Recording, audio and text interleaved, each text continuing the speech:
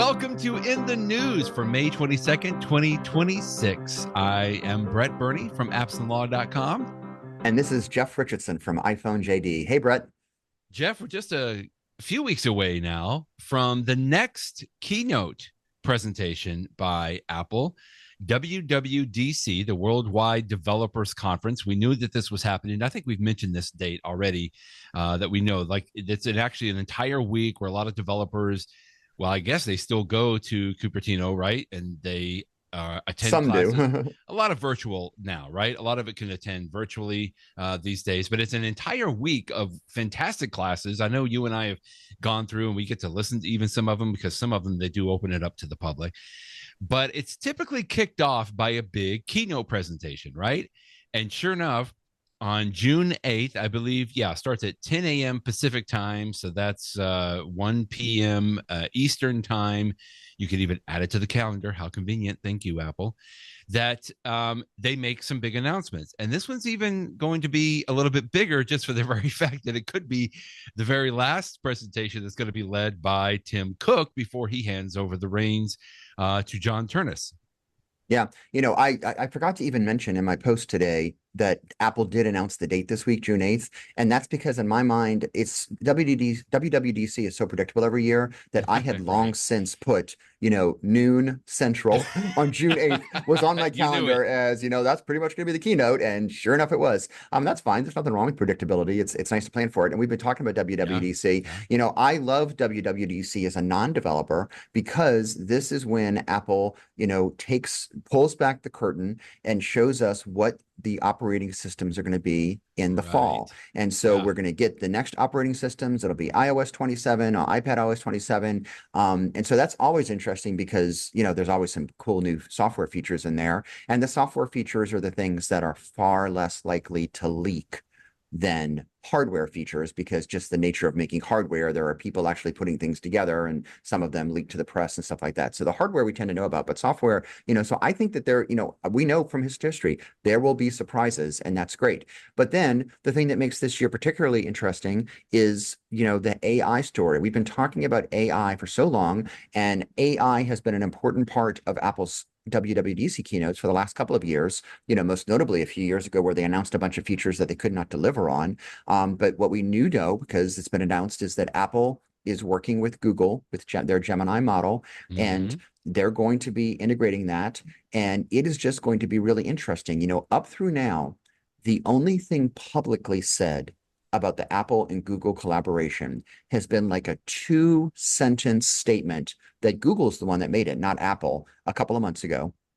And every time that Google has repeated it since then, including just this week when Google had their I/O conference and they were sort of alluding to it, they keep saying the same thing over and over again. It's almost like they have the lawyers on both sides put together 2 sentences that they were allowed to say about it until Apple has its full reveal. So, we know something's coming. They're incredibly tight-lipped about it, except that there's an announcement that there's a relationship.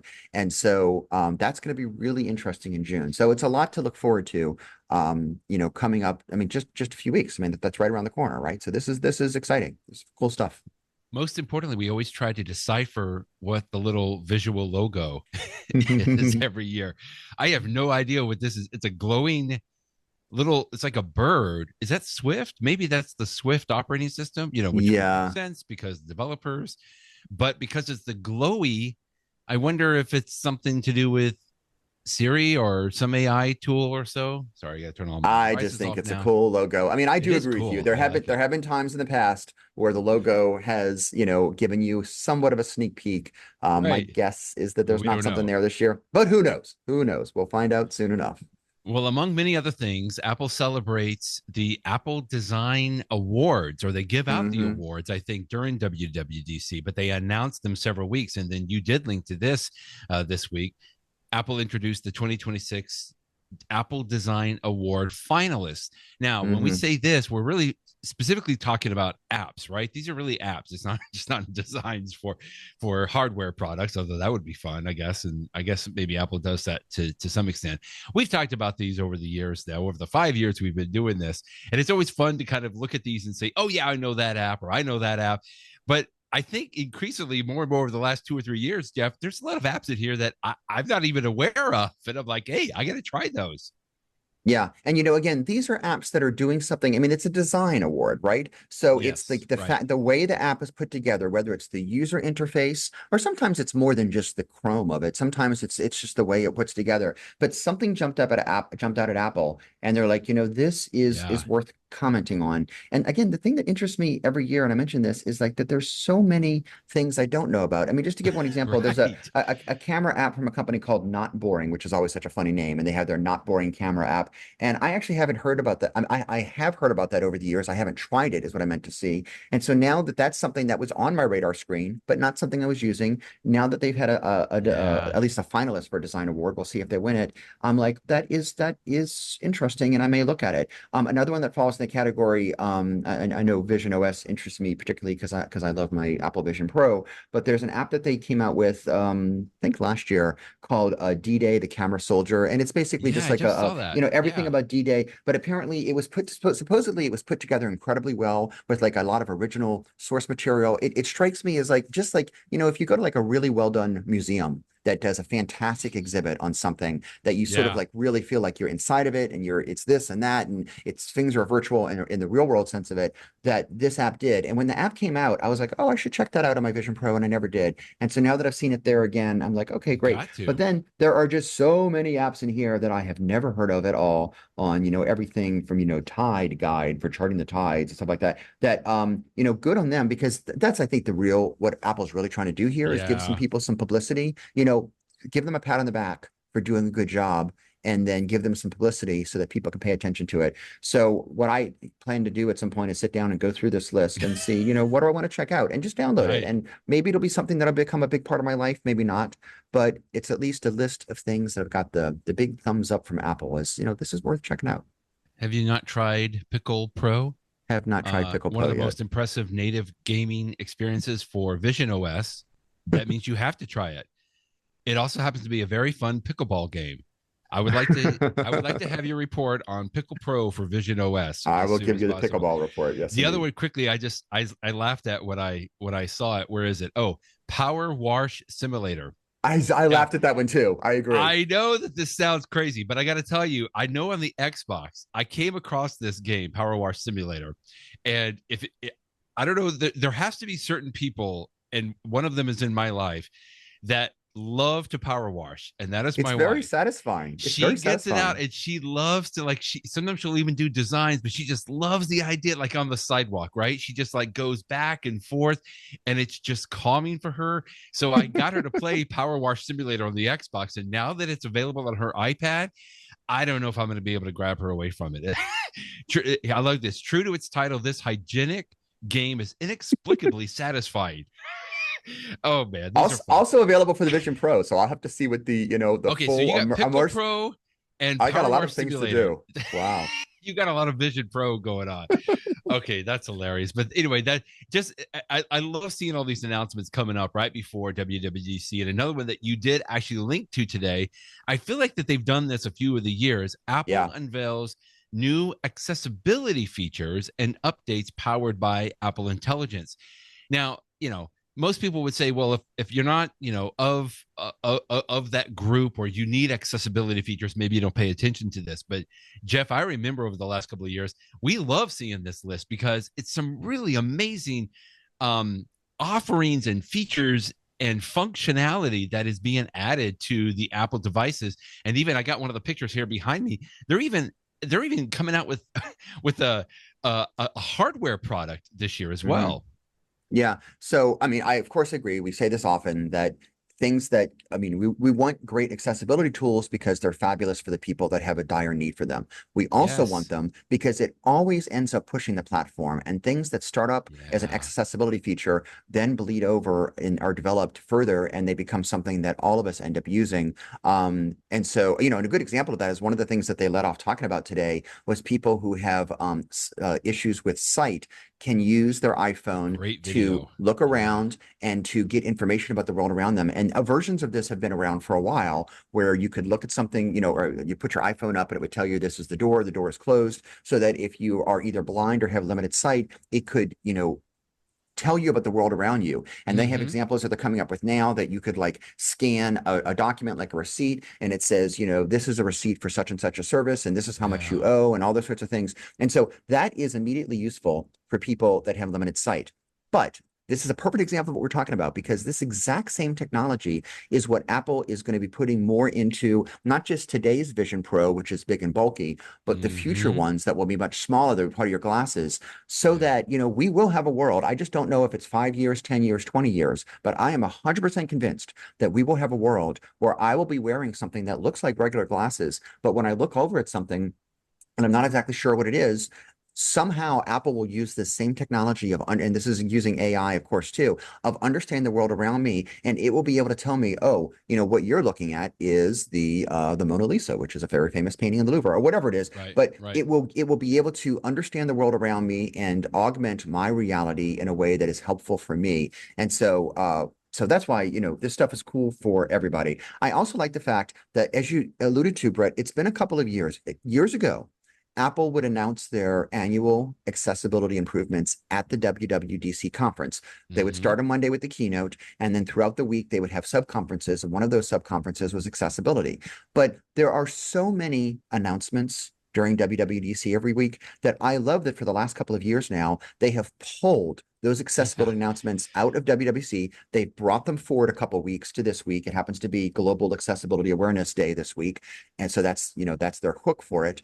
But Yes. but it allows us to pay a little bit more attention to these things. You know, another cool one that was on this list is that, again, if you're wearing a Vision Pro, and of course in the future, people that have ALS are, you know, it's a horrible disease. What a horrible disease it is, that, you know, ultimately limits your ability. You know, here in New Orleans, we have a former Saints player, Steve Gleason, who started something called Team Gleason, which is one of the global leaders in ALS technology. And I Oh, noticed that's that great. and Steve Gleason is just such a first class guy. But you know, he I think all he can really move nowadays is his eyes, and he uses his eyes with fancy technology to, you know, type Wow. out letter by letter things. And so he can communicate, and his brain is incredible, but his body is just, you know, limiting what he can do. But Mm-hmm. he is such a just inspirational person, and his organization. So Team Gleason teamed up with Apple to work on this technology, that if you put an Apple Vision Oh, Pro that's in somebody that's in a fantastic. wheelchair, they can use their eyes to look in different directions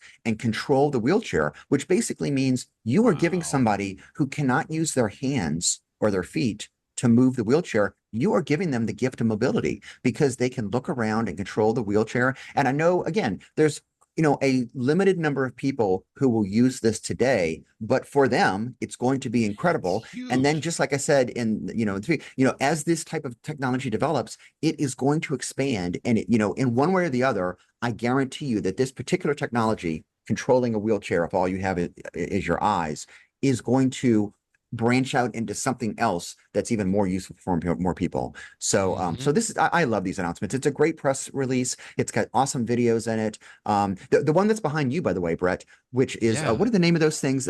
So this Well, is they something call it that a came out. MagSafe accessory It here, but is, it's like a because what it grip. is, it Yeah. sticks on the back of your iPhone using MagSafe. And this is not the first time we see it. They came out with it last year too. It's the Hikawa grip and stand.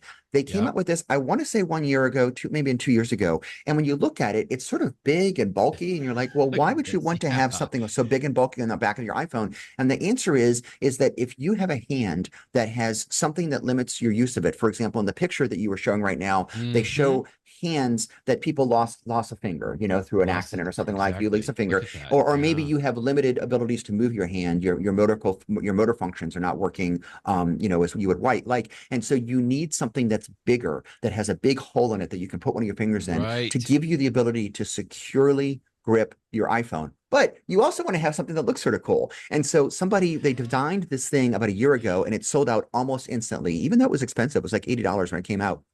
So this is the new version of it that's got new colors, so it looks interesting. I think it's even Yeah. cheaper now. I think maybe it's like $50 now as opposed to $80. And so I mean, anyone could use it. You don't have to have some sort of, you know, issues with your hand, but you know, anyone who wants to use it, but for people for whom this is going to be like the perfect ideal way for them to securely hold an iPhone. And because it's MagSafe, it just, you know, snaps right onto the back of the iPhone and connects magnetically. And then if you want to take it off, you can take it off too, because it's MagSafe.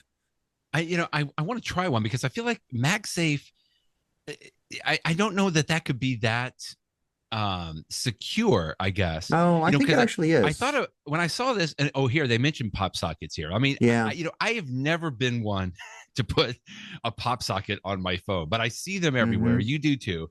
Everybody has them, or it's like a little ring or a hook or something. But typically, I find that those are like attached or even glued, or some kind of adhesive to maybe a case or to the back of the iPhone. Hmm.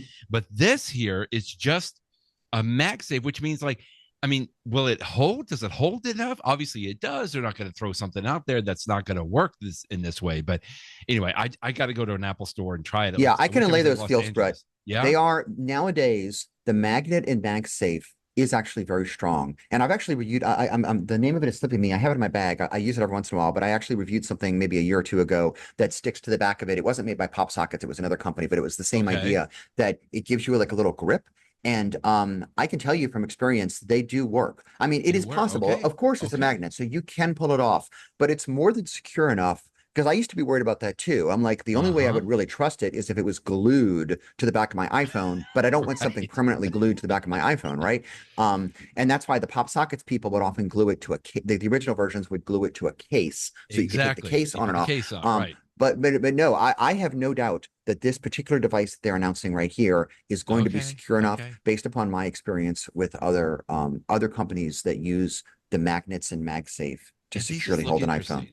Yeah. And then I want to know, like, what if I have a MagSafe case on my phone? Would that also work? I think it should, because the MagSafe case Hmm. is supposed to, channel through that Channel magnetism. through and yeah, right. Anyway, just some interesting things there. So we're excited. In a couple of weeks, so we'll be talking. Or I guess 3 weeks or so, we'll be talking about what they have been mentioning Woohoo. and announcing at WWDC. Let's talk about some tips, which has nothing to do with WWDC, other than the fact we'll probably get a lot more tips. You had like a deluge. You have 3 links today about tips. This first one here are 10 useful iPhone tips and tricks that you may not know about. I always love to look at these, as we always say. We know most of them, but it's good to have a reminder every now and then.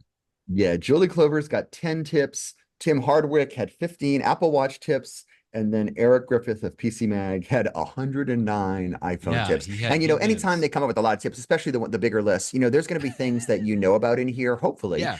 For example, the idea that you could, hold your finger down on the keyboard and it turns it Mm-hmm. into like a little virtual trackpad so you can move the cursor around. That's been around for a long time. Hopefully everybody knows about it. But there's all, whenever I go through these lists, I always see things that either number one, I never knew about, or number two, I forgot about. And a good example of Yeah. the forgot about one is on the Tim Hardwick tip of Apple Watch tips. I think I've Yes. actually made this a tip of the week on our podcast, or maybe you have before, and yet I still forget about it. And it's when I'm using my Which Apple one? Watch, if I want to switch between apps, the digital crown right here, Right. if you press in twice on the digital crown, it Yes. brings into like this little slide overview where you can see like all the different apps and like tiles, and you can slide back and forth. It's basically the equivalent of Command Tab or Control Correct. Tab on your Apple Yes. Watch. And Exactly. I use it frequently enough that I forget about it.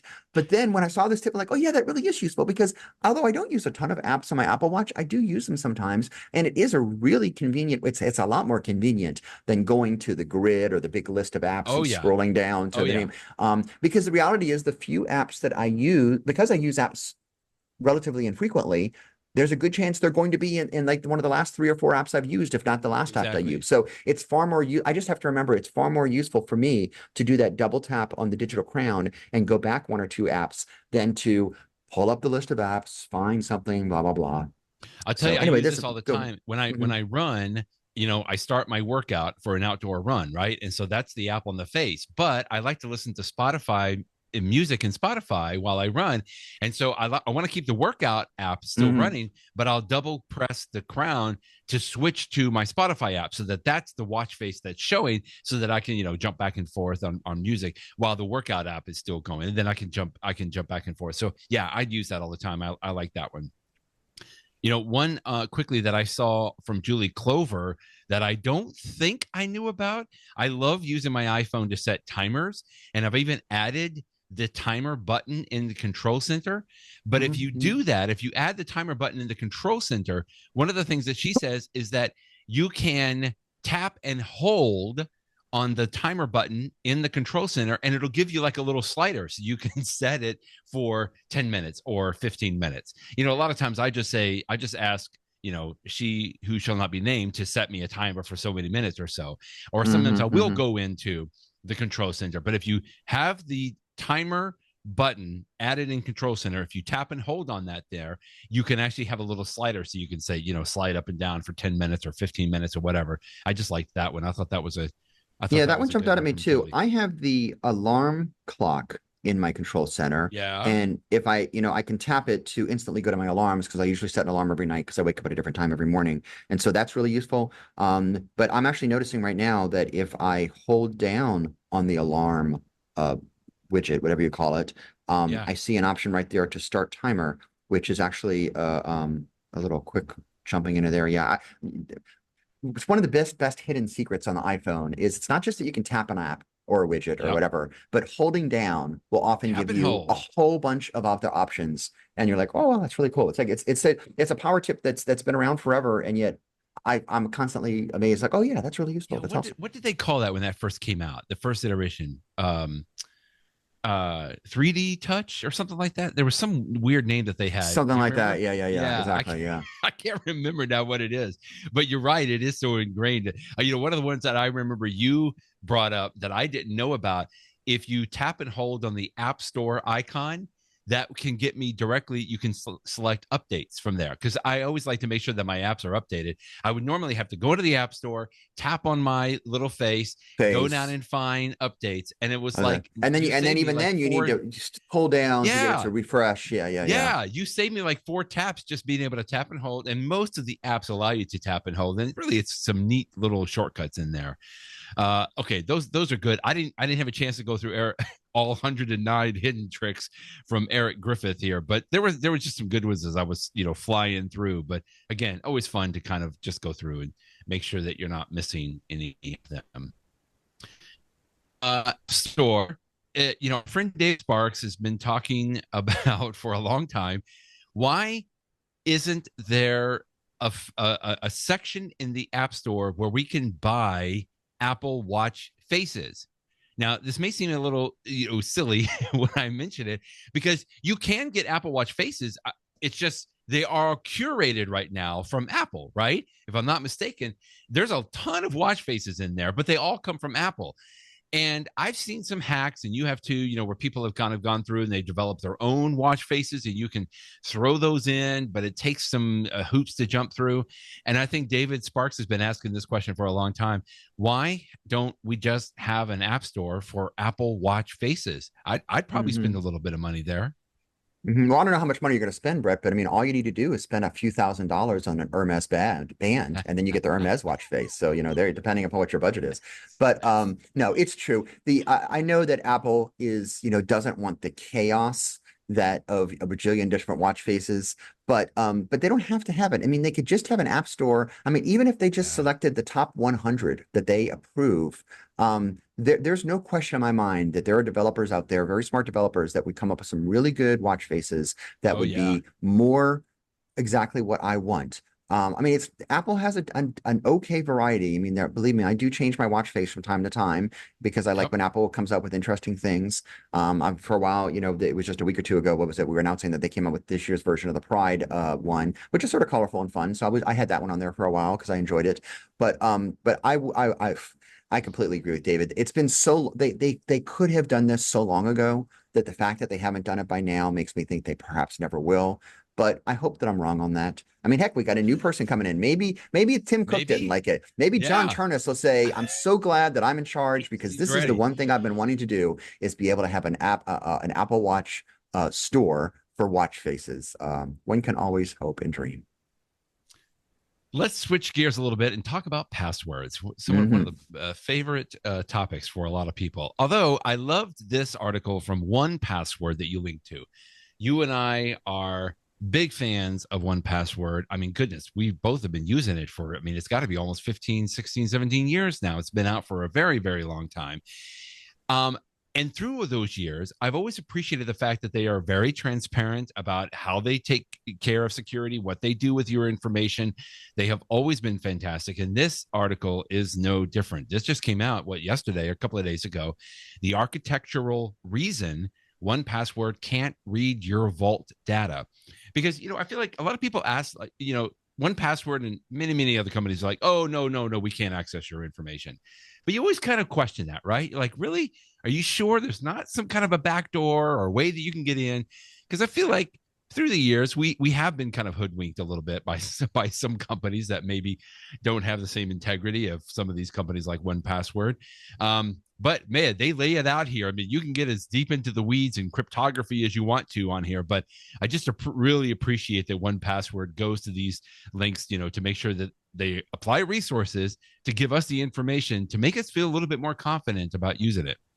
Yeah, I've been using 1Password since 2012, and for a very long time, wow. the way that 1Password worked is you would choose the location for your vault. I was using Dropbox at the time, locally, and I always felt that was more secure. I mean, again, Dropbox is a cloud type thing too, but I just felt like it wasn't one central place. I mean, it's like the old joke, why do you rob banks? Because that's where the money is. I was always thought that would be safer to not have all of every 1Password's users' passwords in the hands of the company. But then a couple of years ago, when they came out with the current version of 1Password, and like, you know what, we're actually going to move it that everything is on our own server. I was I was nervous. I really was, because I'm like, that's just going to be too much of a treasure chest for the bad guys. Yeah. But I will tell you, 1Password did it right, and they explain it here because all of your passwords are encrypted on device, so that what is stored on the server is a completely encrypted file. So there is no plain text. I mean, even if, of course, 1Password's got lots of security, so the bad guys couldn't even get to the data.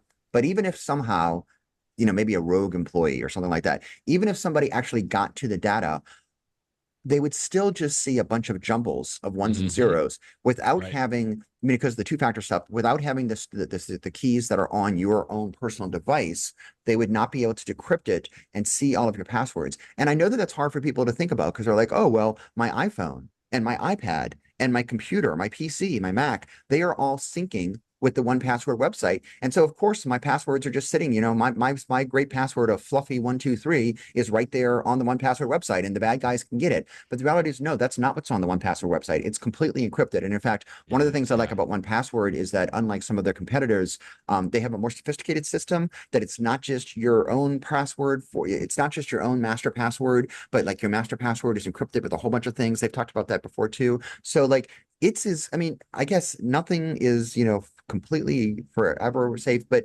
1Password has been a target of the bad guys for so long, and they've never been hacked. And that's not an accident. That only happens because they're thinking about it. And so whether you use 1Password or a different system, we've talked about how Apple's own password system has gotten better, and hopefully Apple does some of these same things too. But if you do happen to be a 1Password customer or someone considering it, yes, this is on the 1Password blog, so you could say, oh, this is marketing fluff. But no, this is actually them describing in detail good job how they designed it. And this is what I want. The company that I use, the company that I go to make my food, I want them to be incredibly concerned about making me really good food. The company that I go to for securing my passwords, I want them to be incredibly concerned. I want them to be way over my head about why they're doing such a good job for the passwords. And so I thought this article was worth linking to, because it does a good enough job of explaining why you can be calm. You can feel secure. Yes, it's on their web, and there's so many advantages of it being on their website, right? Because you can have it synced between all your different devices, and you even got cool features like if you wanted to leave the country, you could wipe all of your passwords. And then as you go through security, there's nothing there at all. And then once you get to your foreign country and your secure location, you can re-download them. And there's lots of, that's their, I think it's called their travel mode feature. There's lots of advantages of it all being in that central location. So anyway, cool article. Now, just real quick, we don't spend a lot of time on this, but when they moved to this new kind of a model, because you're right, I remember those old days where I had my 1Password vault and I had to copy it to different locations. But now you have to have your quote secret key. So in addition to knowing your 1Password to unlock the 1Password, there is a secret key. And I feel like, what do they call that? It's like the emergency kit or something that they have, right? Where I actually have to download that. And and I have to store that in a location now that I have access to and that other people don't have access to. Now, sometimes I get a little nervous about that too, because that could be another opportunity maybe where people could, if they had access to that secret key that 1Password doesn't have access to, that could they get in there as well? Well, in theory, you don't have to. I mean, you say you have to do it. I mean, they encourage you to do so as a backup. But remember, this is just a backup. I mean, my secure key that I have, in a very safe location that I'm not going to say on the podcast right now, I've never used it. I don't need to use it because it's all built into my passwords. It would require some, horrendous event where every single one of my devices was all stole at once, and I was starting over with brand new things from scratch, and I didn't have anything else, and I couldn't, it would require a whole bunch of things to happen for me to need it. On the other hand, in theory, you want to have that backup. So, I mean, if having that, because 1Password doesn't have it. That's what they say in here, right? So if you just feel uncomfortable with even having that in your possession, fine, you can go without it, but it just means that you're not going to have that backup should you ever need it, which a little dangerous. That's helpful. And in a similar vein, you linked to another story today about passkeys. We've talked about passkeys in the past. I got to tell you, it's hit and miss with me. There's a couple of sites that I love using passkeys, and typically I use it through 1Password. So instead of like putting in a username and password, or even having it filled in from 1Password, because I've got 1Password already unlocked, it uses that passkey through there, and that's great. But then other sites I try to use it on, and they get stuck or it doesn't work, and I'm just like, I don't want to bother with it.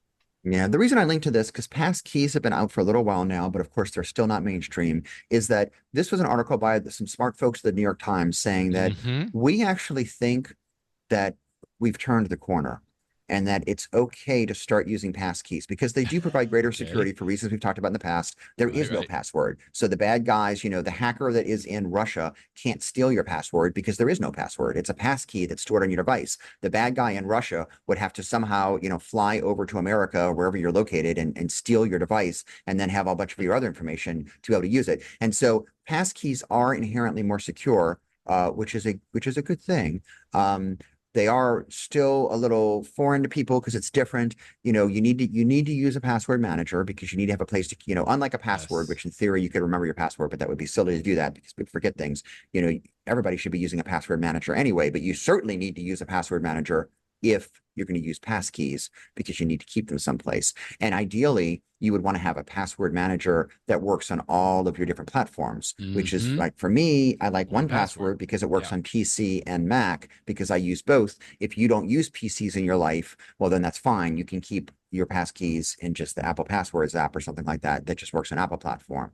But I start to use them more and more. I'm still not using them everywhere I can, as opposed to, for example, two-factor authentication. Two-factor authentication is such a good idea that every service that I use that has it as an option, I turn it on. And I don't like the ones that use text messaging as the second factor, because we know that text messaging, there's ways that the bad guys can get in around that. I like the ones that it's a two-factor authentication where it's a secure code that changes every 30 seconds. That's part of my password manager app. So like, I have turned the corner on two-factor. I use that everywhere that I can. And I'm glad that I can. And I think it protects me.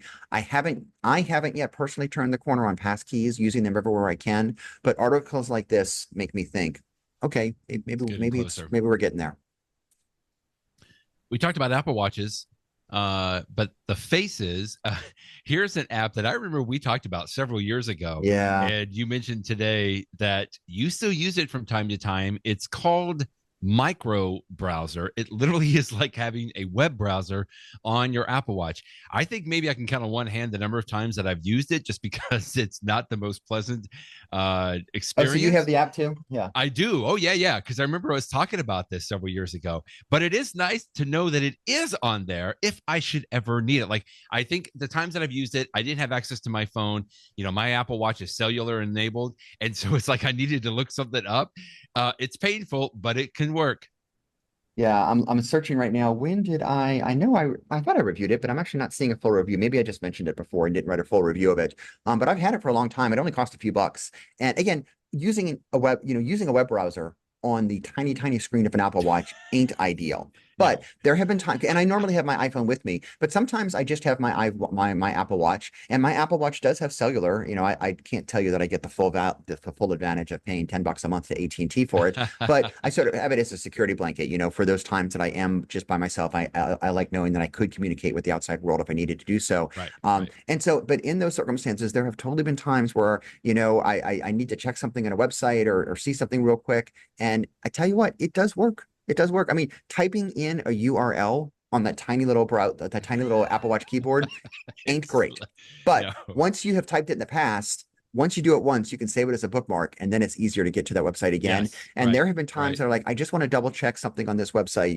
What's the lead article on this website right now? Or, maybe there's something for my law firm that I want to just quickly look at or something like that. And it does work, and it is there. So again, you're not going to be using this as your, day in, day out, 24/7 web browser. But the idea that it works at all is amazing. So that's why I appreciated the fact that this article was written by who was it? Whoever wrote this article. Griffith Jones. It's just a nice reminder that this is out there, Well, and just to be clear, Apple does not offer a native web browser for the Apple Watch. Nope. That's why we talk about this, because there is no way to surf the internet on an Apple Watch. Obviously, Apple made that decision, but I remember when this came out, it was just the developers. They wanted to have the capability to do that when they needed it. Again, not your main browser where you're going to go every time, but for me, it's worth paying the $3 when I did several years ago just to have it on the just in case angle there. So anyway, kind of funny. Micro browser. I'll make sure we have the link in the show notes there. Yeah, in fact, when I linked to it before, it was my pick of the week on December 11th, 2021 in this podcast. 2021. So okay. How many years ago that was? That's where I didn't write about it on the website. I talked about it on this podcast. So. Let's do a quick where you 30. Yeah, I know. I love it. Let's do a quick where you at segment. We haven't done one of these in a while. iPhone crash detection saved the day after a driver plummeted 330 feet down a mountain drop. I think this lady was this woman was driving. She slid 330 feet down a mountainside, lost control of her vehicle. This is in the UK, is where this happened. Emergency services arrived at the scene 20 minutes later, including a mountain rescue team and firefighters. Both had been alerted to the accident by the woman's iPhone and its automatic crash detection feature. Apparently, she was able to crawl out of the wreckage, but the fact that it called and, was able to even get people on the scene within a few minutes is amazing. Every time I slide my car hundreds of feet down a mountain, I'm always happy that I have crash detection. I mean, you would hope that this would never happen to you, but my goodness, if it does, I mean, you just to say that you are not in your right frame of mind when that happens. Thank goodness that she lived and stuff like that. But how wonderful that it could immediately call emergency services and get them out there so that she could get the help.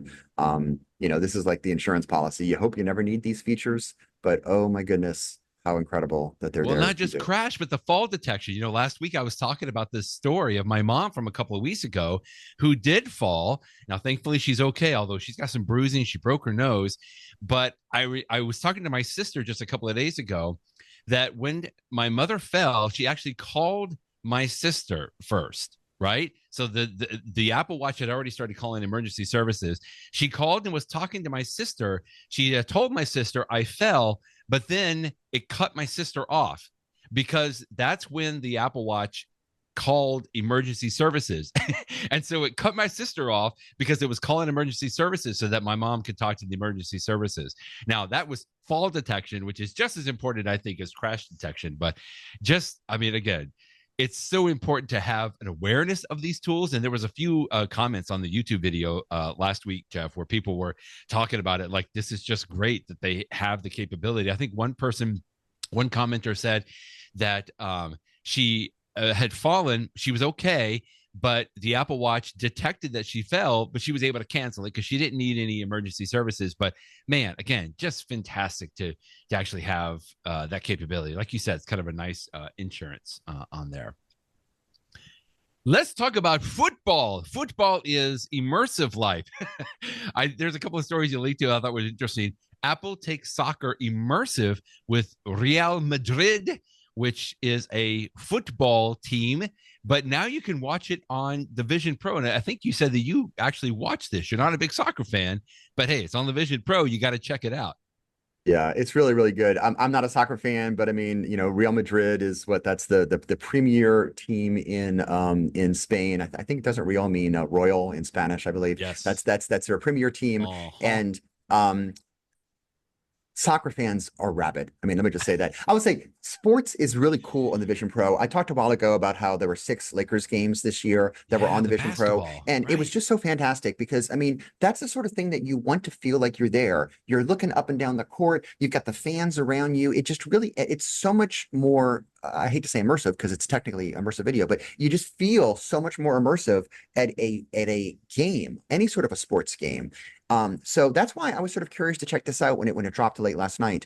And there was a particular game that they did. They have a beautiful stadium there, and they have all the players. But you know, a lot of the focus of the video is on the players and the history of the team, and how everybody expects such greatness from them, and the pressure on the Okay. players, blah blah blah. And that's cool. It was fun watching because you feel like you're there. But the most incredible parts of it were when they had I mean, I can't even imagine how many cameras they had. They had overhead cameras. They had cameras in the crowd. They had a camera of a person who was watching They from had their 30 car. Black They had Magic cameras. they had 30 a of them. nine. Oh, is that what it was? They had a Yeah. guy who was like 93 years old who was in Spain, and he and his wife, who was probably just as old, were watching it in their home. But like, and so you felt like you were in all these things. Nice. But especially when the ones where the cameras were in the stands.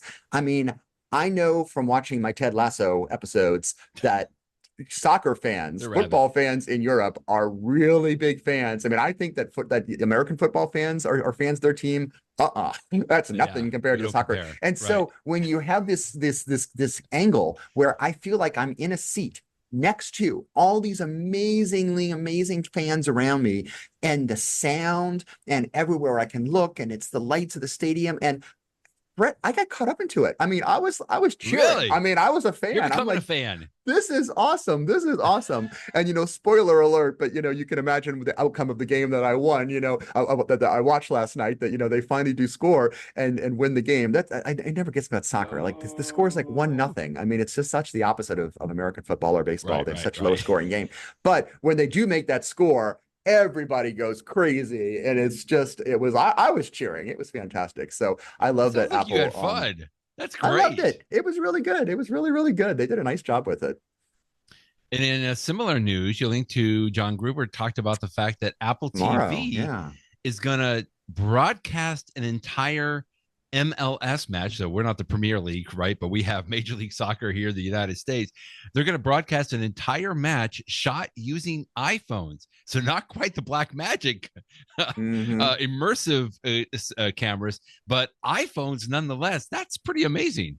Yeah. I mean, I love the idea that the same iPhone that I use to take videos of In my your kids doing hand. silly stuff is the same one that Apple's going to be using for a professional broadcast. And they've had games in the past where they would use iPhones to supplement the huge expensive cameras. But this will be, and it's a little bit of a stunt, but this is the first time ever that It's a Apple fun thinks that their stunt. technology is up to snuff, that every single camera that they use to broadcast this game is going to be an iPhone. I will probably tune in a little bit just to see, because that Apple is only doing this because they think that they can actually pull it off and it's going to be really good.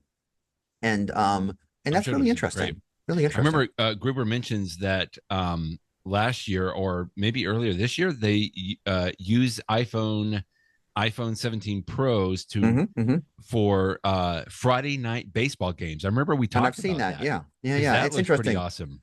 Yeah, and it's nice because the thing about an iPhone is it's so tiny that you can just set one up and it's Right. not going to be in the, Anywhere. and so you can get a cool camera angle, which is like another angle. But again, that's just like one of the ancillary. That's the B-roll footage or whatever. That's not the main video looking at the game. Whereas for this soccer game tomorrow, it's going to be the main cameras looking at the game. So I'll be interested because they don't have the depth of field, and the zoom is actually pretty good on the 17 Pro, but it gets up to Mm-hmm. 8x, 4x natively, 8x through some optical stuff. But an 8x zoom is not the same as what those professional cameras can do. They can zoom in a lot more. So it'll be interesting to see. But I guess if you have enough of them set up, you can go cut from angle to angle.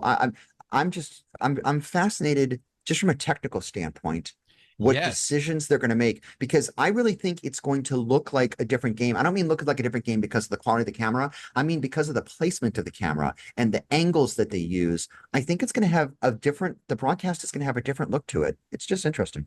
I'm interested on the technicalities because it's not like they've got people holding these iPhone 17s. Maybe some are, right? Mhm. But they got to be connected to some kind of a rig that is being controlled, remotely, or in a truck somewhere or something. Yeah, and that was something that Apple came out with. Was it a year ago? Was it 2 years ago? Maybe it was a Black Magic product, but there's this thing that you connect the cameras to, and it allows them to have ultra precise control of the cameras. Okay. All right. And so this technology has been out for, like, again, maybe only a year or so. We've talked about it in the past, because it's not something I use in my everyday life. Obviously, it's not something I own, but like, I mean, this is not just a camera on a tripod. This is going to be a camera hooked up to a very special box that can control the camera so that you can have Okay. everything So, from a so people central aren't like, location. Yeah, it's not jumping going to up, be, your shaking your and Aunt everything. Sally out there using her fingers to zoom in and out on the soccer players. Yeah. That's fun. That's fun. Well, a couple of weeks ago, we celebrated the fact that in 2026, Apple, the company, it's 50 years old. That's pretty amazing, and maybe that'll surface again at WWDC. I think that obviously it has to, because there's kind of been celebrating all year. But this year is also the 25th anniversary of the first Apple retail store opening up, the physical Apple retail store. Not only did you have a story here, but you had this at the bottom of your post today. You've got this really fun video that you link to, where Steve Jobs is going into the video, into the actual store itself, and walking you around, like giving you like a private tour. It was so fun. The first Apple store is from Tyson's Corner, right, in In Virginia. Virginia.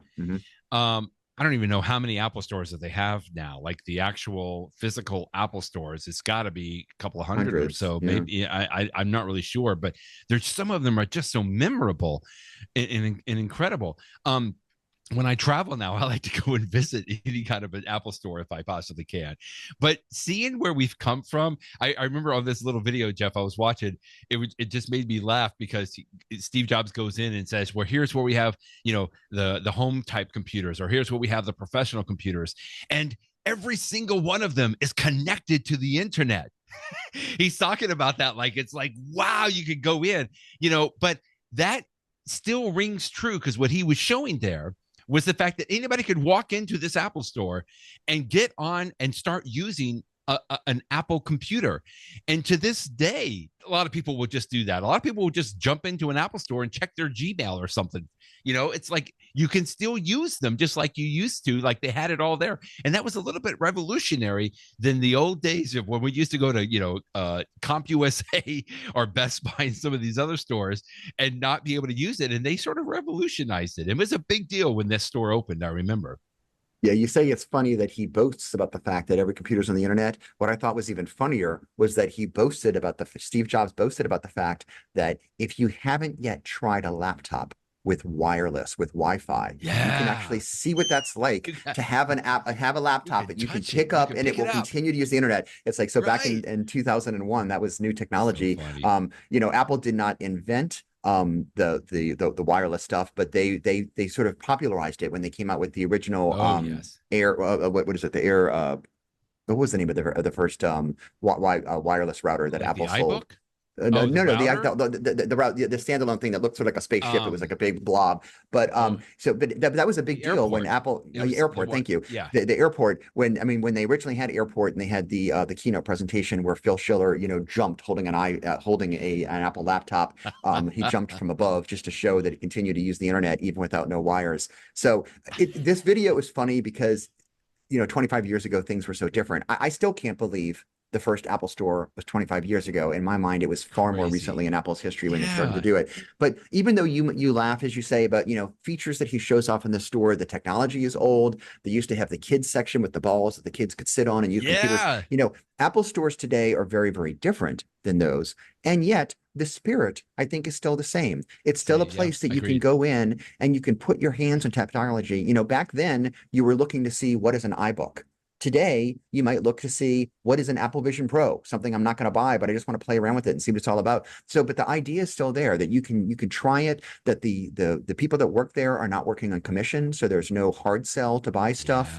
And it's and that the products that are there whether they're Apple first-party products or third-party products that they've selected, are going to be good products that are going to work well with your Apple technology. When in this video, he was showing off HD cameras that you could use. He was also mentioning the fact that, hey, if you want to see MP3 players, you can come look at MP3 players in the Apple Store. This was before the iPod. This was before the iPod. So he's talking about like third-party companies making MP3 players.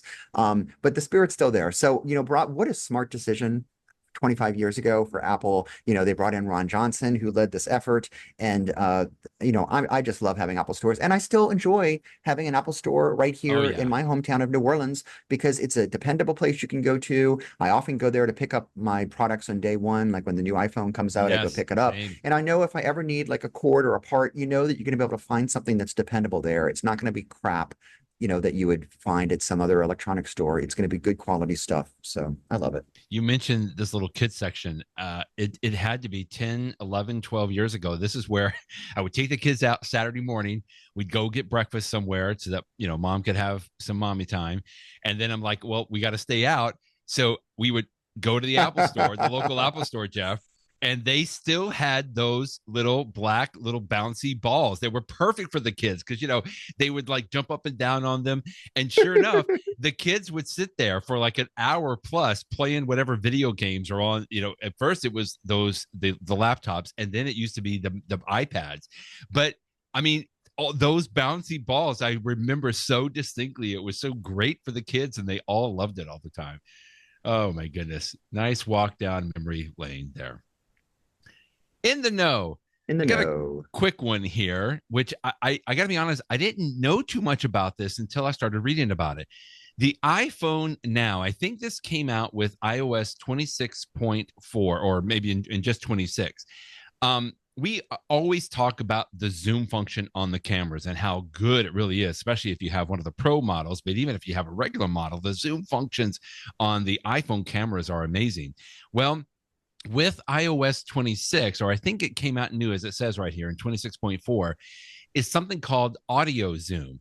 So if you use your iPhone camera to capture video and you frequently zoom in while you're filming, which I do a lot of times, I'll go back and forth. And in fact, I just did this. My son had a band concert, and we're sitting in the audience, and I'll show the entire band, and I'll zoom in on him, right?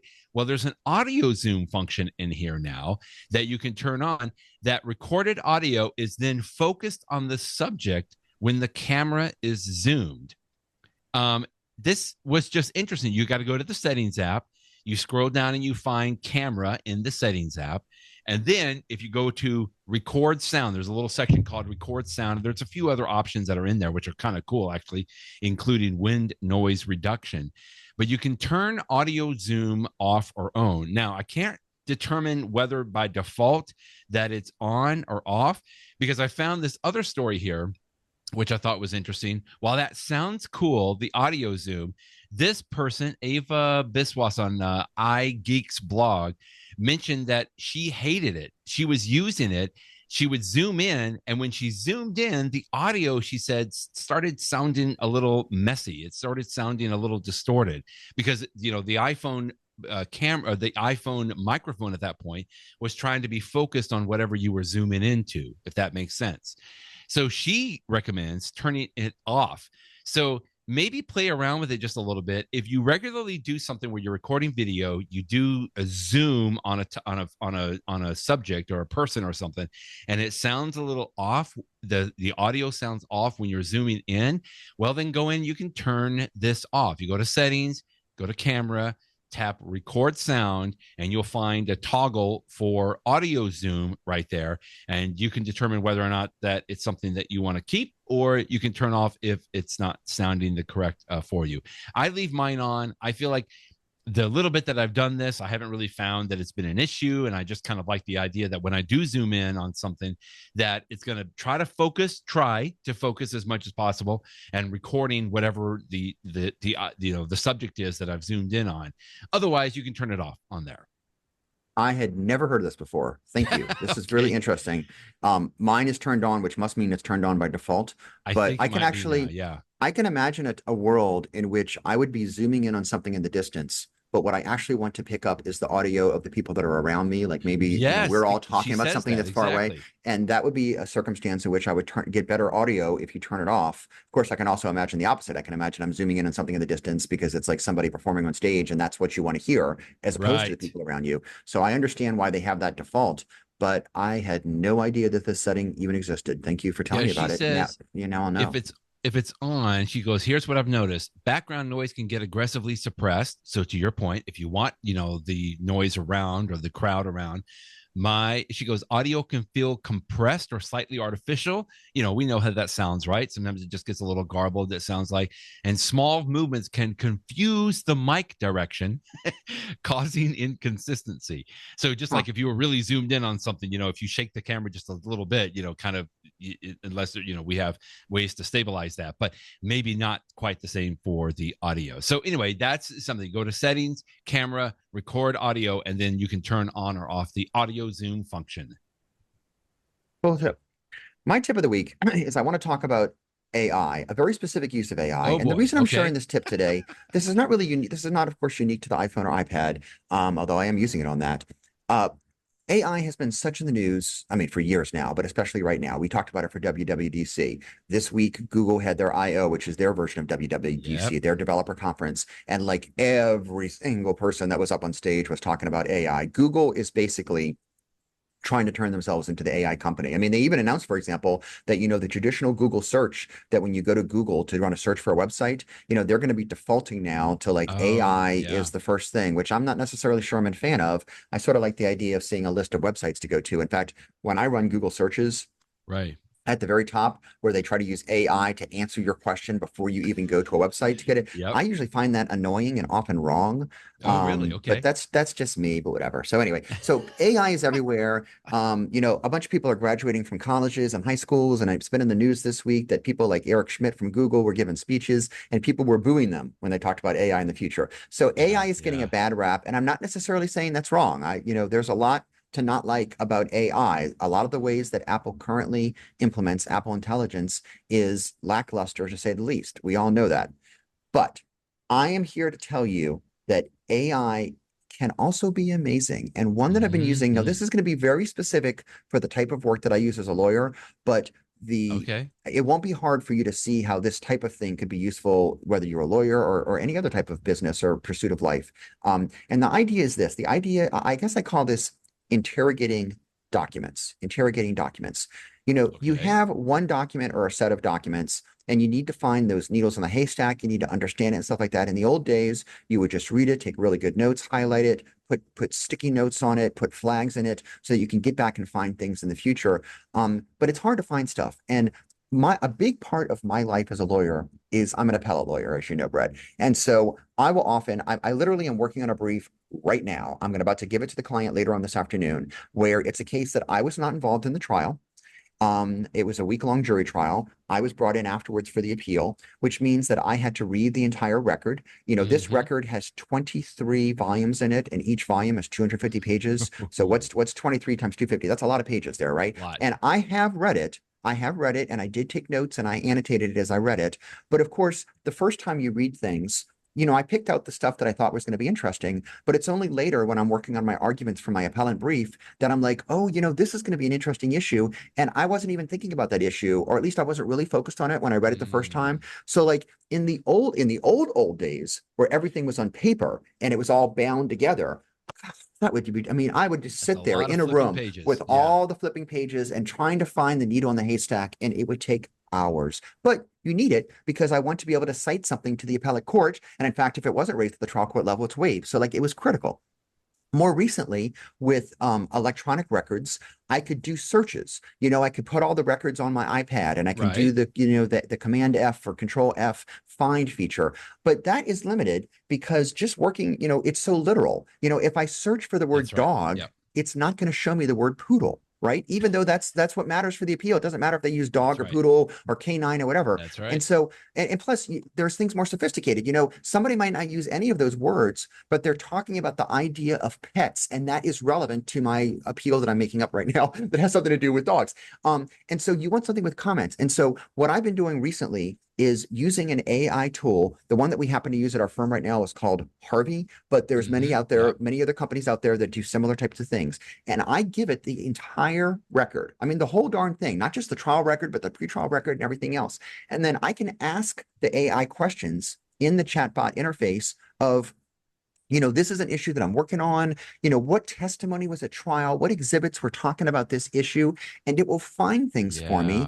And it's so good that even though I have my notes from when I read the record the first time, and I do double check those as well, of course, but I'm finding that the AI in mere seconds, I mean, we're talking like 15, 20, 30 seconds at most, can find all of the relevant testimony. And it's not just the literal matches. It's even the more fuzzy stuff that's just related to the concept or something that the other side might cite.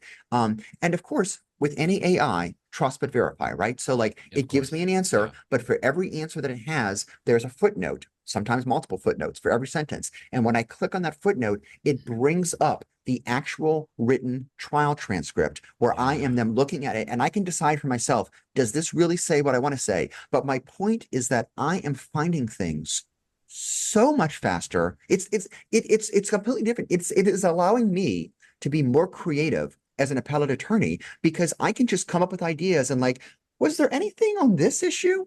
No, not really. Was there anything on this issue? Oh, wow, look at this. Literally, it happened yesterday. An attorney, one of my partners and I were brainstorming in my office, and we both came up with something.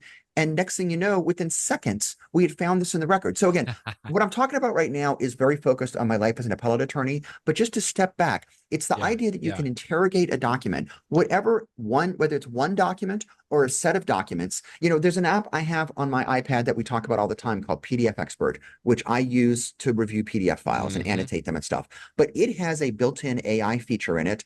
I think you can use some of it for free, and you may have to pay to get more advanced of it. But it will allow you, especially if you have a really long document, you can just ask questions and it will understand the document. It does it in seconds and give you these answers. And what I love about it is I've always been jealous of the people in my life that have photographic memories. My wife is one of them, frankly. They just remember everything, sometimes to my detriment. I did not take out the garbage 4 years ago, whatever. But I've always been jealous of that because like being able to remember that means that you can act upon that information. I am not someone that has a perfect memory, but now with the AIs, it can sort of be my second brain. It can be the one that finds it. And I can just be the one that's creative in coming up with why this matters for my business or for my personal pursuit or whatever. And so I just wanted to speak out in front of it. So whatever your AI agent, you may not be a lawyer, you may not be at a law firm that uses something that's very high end like Harvey, but whatever it is, the AIs that you use in your life, and think about privacy and be concerned about hallucinations and all the caveats. I know. But if you use it as a tool to be able to interrogate a document or set of documents, and then trust but verify, then look at the actual source to double check that it found something for you that's accurate, it just changes the way that you work with information. It is truly transformative. It's really, really cool. So that's my tip. I think even more powerful is the fact you keep saying interrogate the document, but you get to do that in what we generally call like natural language. You don't have to know Boolean operators. I mean, as legal professionals, we've been inundated with this idea because we've done legal research for so long. And it's like you have to kind of know what are the proximity operators and, all these different kind of almost like a quasi different language to make sure that you're finding mostly what you need, wildcards, and all kinds of stuff. But no, now because it's trained on a large language model and it understands, the patterns that we use as asking questions, and even further, it understands how to answer those questions. We can use generally what we call natural language queries to ask these questions and interact with this large language model to be able to find some of that and uncover that. I mean, they call that RAG, retrieval augmented generation. I mean, there's a lot of technical terms that go into this, but the reason that what I like so much about it is like, I'm just going to sit down and ask a question as if I'm talking to another, like you say, you're talking to your partner. What if you had an associate that had read all of those volumes exactly had photographic memory of exactly what you were asking, and they could regurgitate whatever you needed Plus, they had this idea of being able to, share it with you in the way that it would make sense. That to me is where the power is coming into all of that. Yeah. And you work in the world of e-discovery, Brett. I mean, this is obviously incredibly important because Absolutely. in e-discovery, I mean, I think I have a lot of documents. I have 23 volumes of a record, but in e-discovery, I mean, Brett, I'm sure that you have worked on lawsuits that have had millions of documents. Yes. And being able to find that needle in the haystack, the smoking gun. So powerful. It's just, it makes all the difference. Yeah. It's cool. Great stuff. All right. Well, you can't sleep on AI. I mean, you and I are just inundated to this just in the world that we live in, but I think every world is getting, profession today and frankly, even workplace is getting inundated with learning about AI. And I just try to encourage folks. Yes, it's overwhelming. The news is overwhelming, but just start small, start simple, start understanding some of the basic ideas about it, because it ain't going anywhere. I predict that it's just, whatever we have today is the worst that AI is going to be right now, because it's just continuing to get better. Good point. And all of that. Yeah. Well, a good note to end on. Yeah. But we're looking forward to WWDC. Who knows what AI will surface there? We'll see how that happens. We've talked about that many times. But yeah, good talking about AI. And Google has been talking about this. I know several other companies have been touting their AI components and features and functions as well. So, wow, what an exciting time. And we'll talk more about it next week then, Jeff. Thanks as always. Thanks, Brett. Bye-bye, everybody.